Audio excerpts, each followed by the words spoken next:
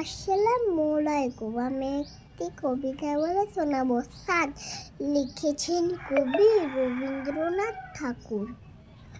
কতদিন ভাবে ফুল, উড়ে যাব কবি, যেথা খুঁজতে সিথা যাব, ভারী মজা হবে।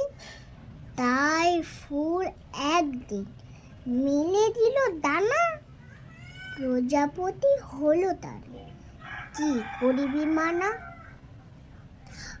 রোজ রোজ ভাবে বসে, প্রদীপের আলো উড়িতে পেতাম যদি, হতো কত ভালো।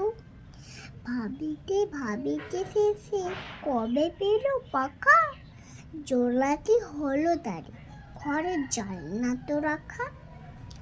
পুকুরের জল ভাবে চুপ করে থাকি, হায় হায় কি মজায় উড়ে যায় পাখি।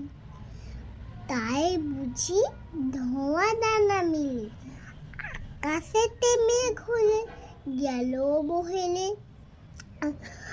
আমি ভাবি ঘোড়া হয়ে মাছ হব পার, কভু ভাবে মাছ হয়ে কাটিব সাঁতার। কভু ভাবে পাখি হয়ে উড়িব গগনে, কখনো হবে না সে কি ভাবি যাহা মনে। আসসালামু আলাইকুম।